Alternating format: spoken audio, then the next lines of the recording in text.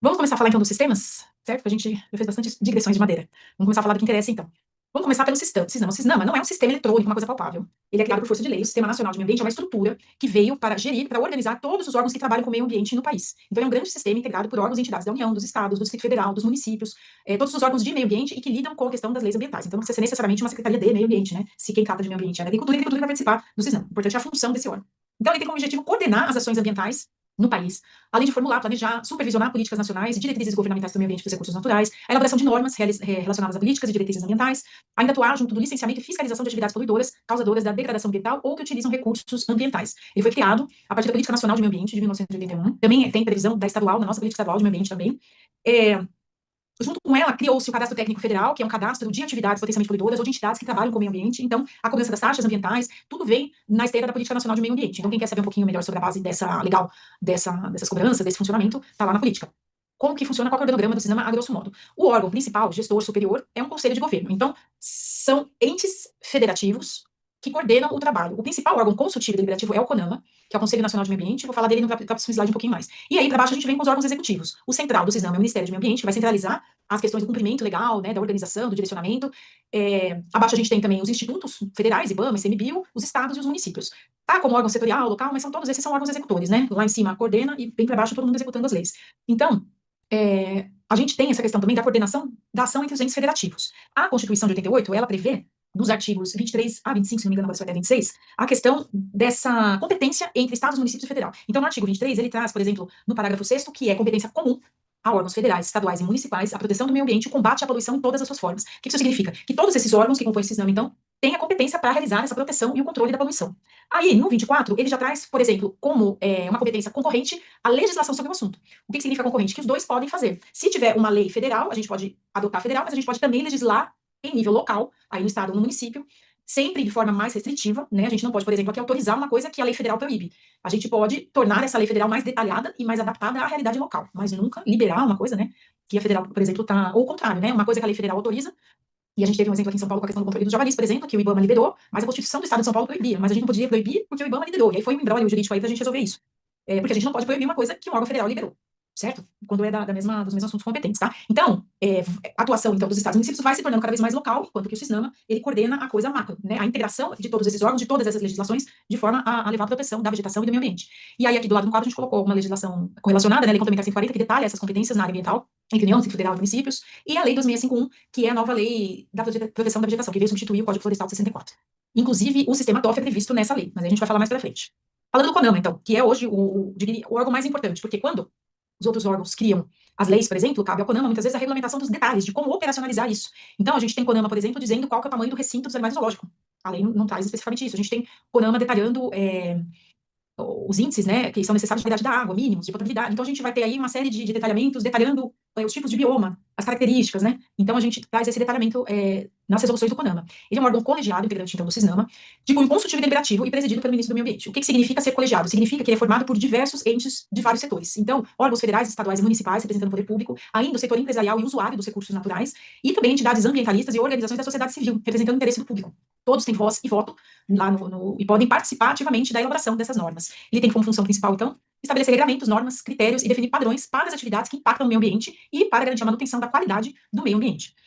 Então, por exemplo, aqui tem alguns exemplos, né, da quadrilha que está tampando, só um minutinho aqui. Opa, não consegui puxar para o lado. Consegui agora. Então, a Política Nacional de Meio Ambiente, né, 6.938, a Resolução CONAMA 379, que regulamenta os sistemas de controle florestal do CISNAMA. Os sistemas que eu estou falando são esses que a gente vai falar agora, sistema DOF, o Pau-Brasil, tá? Então, essa é a CONAMA que regulamenta o funcionamento. O próprio sistema DOF, quando foi criado, a CONAMA 411, que estabelece padrão de nomenclatura de produtos florestais. Então, nós temos aí, tem outras CONAMAs ainda para esse setor madeireiro, que são relevantes, mas são muitas normas. Aos pouquinhos aqui a gente vai citando conforme elas aparecem. Falando então desses sistemas, voltado dentro do CISNAMA, né, do Sistema Nacional de Meio Ambiente, foi desenvolvido pelos órgãos um sistema, então, para gestão florestal e madeireira no Brasil, para nós termos esse controle da extração, da comercialização, do armazenamento e do transporte da madeira nativa. Então, são vários sistemas integrados. Nós temos o sistema DOF, que é o mais conhecido, mas tudo começa no Sinaflor, que é o sistema voltado para a supressão da madeira, né, para a autorização de supressão de árvore isolada. Então, a madeira entra via Sinaflor, aí ela é transportada via DOF. Já o Pau-Brasil, ele é focado na exportação de madeira. Então, empresas que importam e exportam têm que estar cadastradas no Pau-Brasil. O Sinaflor 1 ele era bastante focado na origem da madeira. Então, ele pedia informações do inventário florestal, onde fica o empreendimento, as coordenadas, né, geolocalização, o órgão ambiental tinha que avaliar aquele empreendimento, verificar se ele estava de acordo. Já o Sinaflor mais, indo na esteira, né, do DOF+, ele é mais focado na exploração. Então, é o que efetivamente está sendo, não o que você planejou, mas o que efetivamente está sendo cortado. Né? Então, ele concentra autorizações de estação madeireira, né, e o crédito florestal. Essa questão ali, ó, de explicar o texto, tudo o que significa, a gente vai falar mais pra frente, o que é o código, né? O DOF é voltado, então, para o transporte da madeira, principalmente, sendo que o DOF+, é focado na rastreabilidade da madeira e não na origem dela, como era o DOF, que nós chamamos agora de legado, né, que vai ficar aí como um legado. Então, ele concentra informações da industrialização, da transformação, estoque, comércio e transporte de madeira nativa. E como nós falamos, o Pau-Brasil é uma plataforma para exportação e importação da madeira. E aí ele tem alguns sistemas de documentos próprios, né? O Sicomex, o LPCO, que são relatórios de documentos específicos de exportação. A exportação hoje é feita exclusivamente pelo IBAMA. Então, nem estados e nem municípios mexem com esse sistema do Pau-Brasil. Então, realmente, maiores detalhes dele eu vou ficar devendo para vocês, tá? Mas, basicamente, é essa informação que a gente precisa ter nesse momento sobre ele. Aqui é uma visão geral do controle da cadeia produtiva de madeira. Nós pretendemos aqui com o curso passar por todas essas etapas, desde a extração da madeira, na sua licenciamento e autorização lá na ponta, né, via Sinaflor, aí o transporte dessa madeira, a entrada dele no sistema DOF, o transporte, a armazenagem, a transformação dele na indústria e a comercialização no comércio até chegar no usuário final, né, então comércio e também produção de móveis, de artigos. Então, durante o curso, nós vamos passar por todas essas etapas aí para explicar como é que funciona cada uma delas, certo? Até aí no desenho, é interessante ali, ó, onde ele fala, ó, DOF para um lado para o outro, ali, ó, documento de origem florestal, ali no começo, a autorização, né, o desenho dela. Então, tem aí todo o fluxo dos documentos necessários, um resuminho, para vocês guardarem aí. Como é que começou, então, esse trabalho de controle da madeira no Brasil? Lá atrás, através de uma portaria do Ministério do Ambiente, um sistema que era só madeira eletrônico, né? Obviamente, que em 93 não era, surgiu o SISMAD, depois ele veio o SISPROF. Todo esse processo era, como a Priscila falou no começo, em papel. Então, as empresas tinham que guardar toda a documentação de entrada de madeira, fazer relatórios anuais em papel e entregar para o IBAMA. E se houvesse alguma dúvida na fiscalização também, tinha que conferir. A gente tem até um caso que eu fui fazer fiscalização junto, uma madeira em Leme, só que uma madeira muito antiga, e parte da documentação dela ainda estava em papel. Isso faz uns 10 anos, tá? Não era... Então, ainda, o DOF já estava andando, mas não era tão antigo assim, né? Que ele começa em 2006, ali, o DOF, né? Então, eu fui lá em 2009, 2010, o DOF estava no comecinho. Então, ele conseguiu provar que parte da madeira era nativa e reduziu bastante a luta dele. Mas ele penalizar toda aquela papelada na defesa. Não, beleza, não. Como a Priscila falou, dava desespero, aquele monte de papel, né, de nota fiscal de entrada, de comprovante de volume, as conversões da madeira, os cálculos de perda de volume, era um trabalhão. A partir de 2006, com a portaria 253 de 2006, estabelece o sistema DOF. E aí as empresas fizeram uma declaração de estoque, que o IBAMA inseriu no sistema, para a partir daí trabalhar de forma eletrônica. E em 2012 sai a Lei 2651, que cria oficialmente o sistema DOF, porque até então era uma portaria, né, ele não tinha sido criado por força de lei, então ele regulariza o sistema DOF. Em 2018, na verdade, aí ele, IBAMA 21 de 2014, prevê o Sinaflor, mas oficialmente ele sai com todo o regulamento bonitinho em 2018, numa revisão já.